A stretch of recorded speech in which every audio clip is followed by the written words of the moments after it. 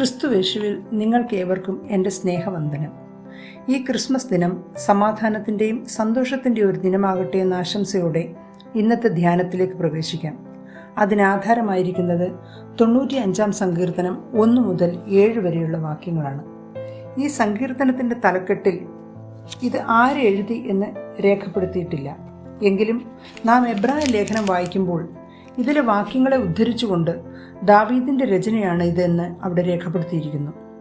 ദാവീദ് ദൈവത്തിന് മഹത്വം കൊടുത്തുകൊണ്ട് വരുവിൻ നാം വണങ്ങി നമസ്കരിക്കുക എന്ന് ആഹ്വാനം ചെയ്യുന്നു. ദൈവത്തെ ആരാധിക്കുവാനുള്ള പ്രബോധനമാണ് ഇതിലെ പ്രധാന ചിന്ത. കർത്താവിൻ്റെ വലിയൊരു ഗ്രേറ്റ്നെസ്സും മനുഷ്യൻ അതിന് കൊടുക്കുന്ന ഒരു സെൽഫ് റെസ്പെക്റ്റും ഒക്കെയാണ് നമുക്കിവിടെ കാണാനായിട്ട് സാധിക്കുന്നത്.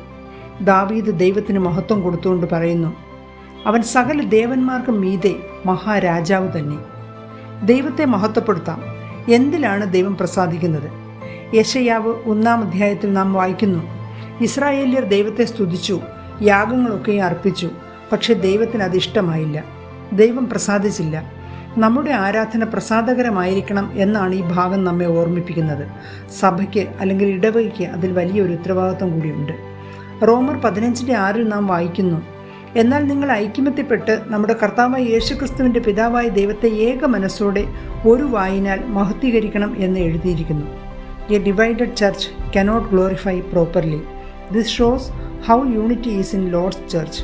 അങ്ങനെ ഒന്നിച്ച് ഒരേ സ്വരത്തിൽ ആരാധിക്കുമ്പോഴേ ദൈവം പ്രസാദിക്കൂ എന്ന് ഈ ഭാഗം നമ്മെ ഓർമ്മിപ്പിക്കുന്നു. ദാവീദ് ദൈവത്തിന് മഹത്വം കൊടുത്തു. നമുക്ക് എങ്ങനെ ദൈവത്തെ മഹത്വപ്പെടുത്താം? നമ്മുടെ ആരാധനയിലൂടെ അല്ലെങ്കിൽ വർഷിപ്പിലൂടെ നമുക്ക് ദൈവത്തെ മഹത്വപ്പെടുത്താം. മത്തായി 15:8 നാം വായിക്കുന്നു, ഈ ജനം അധരം കൊണ്ട് എന്നെ ബഹുമാനിക്കുന്നു, എങ്കിലും അവരുടെ ഹൃദയം എന്നെ വിട്ട് അകന്നിരിക്കുന്നു. മാനുഷിക കൽപ്പനകളായ ഉപദേശങ്ങളെ അവർ പഠിപ്പിക്കുന്നത് കൊണ്ട് എന്നെ വ്യർത്ഥമായി ഭജിക്കുന്നു.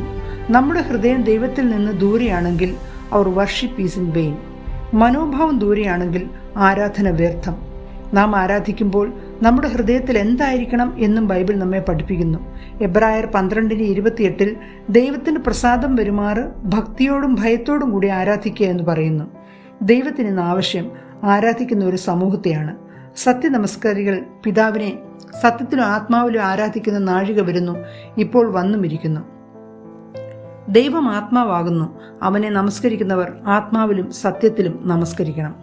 ആവർത്തന പുസ്തകം 6-ാം അധ്യായം 5 നാം കാണുന്നു, നിന്റെ ദൈവമായ യഹോവയെ പൂർണ്ണ ഹൃദയത്തോടും പൂർണ്ണ മനസ്സോടും പൂർണ്ണ ശക്തിയോടും കൂടെ സ്നേഹിക്കണം എന്നാണ് അവിടെ എഴുതിയിരിക്കുന്നത്.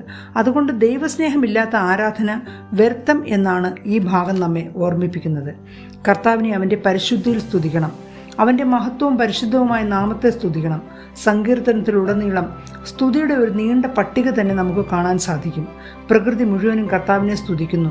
സൂര്യനും ചന്ദ്രനും നക്ഷത്രങ്ങളും മാലാഖമാരും, എന്തിന് മനുഷ്യൻ്റെ ക്രോധം പോലും കർത്താവിനെ സ്തുതിക്കുന്നു. ഇവിടെ ദാവീദ് പറയുന്നു, ഭൂമിയുടെ അധോഭാഗങ്ങൾ ദൈവത്തിൻ്റെ കയ്യിലാകുന്നു. പർവ്വതങ്ങളും ശിഖരങ്ങളും സമുദ്രങ്ങളും അവനുണ്ടാക്കി. നമ്മെ നിർമ്മിച്ച യഹോവയുടെ മുമ്പിൽ നാം മുട്ടുകുത്തി നമസ്കരിക്കുക. നാം ആരാധിക്കുമ്പോൾ ദൈവത്തോടുള്ള സ്നേഹം അല്ലെങ്കിൽ ഭക്തിയാണ് പ്രകടിപ്പിക്കുന്നത്. ബൈബിൾ വായിക്കുന്നതും പാടുന്നതും അധരഫലം എന്ന സ്തോത്രയാഗം അർപ്പിക്കുന്നതുമൊക്കെ ആരാധനയുടെ ഭാഗങ്ങളാണ്. എന്നാൽ ഇതിൽ ഒതുങ്ങി നിൽക്കാതെ നമ്മുടെ ദൈനംദിന ജീവിതത്തിൽ നിന്ന് യഥാർത്ഥ ആരാധന ദൈവത്തിന് കൊടുക്കുവാൻ നമുക്ക് സാധിക്കണം. ആരാധന ജീവിതമാകണം, ജീവിതം ആരാധനയാകണം. ഇത് രണ്ടും കൂടി ഒരുമിച്ച് കൊണ്ടുപോകാൻ സാധിക്കുമ്പോഴേ ആരാധന യഥാർത്ഥ ആരാധനയാകൂ. അല്ലെങ്കിൽ അത് വെറും ഒരു ട്രാൻസാക്ഷണലായി പോകും എന്നതിന് സംശയമില്ല.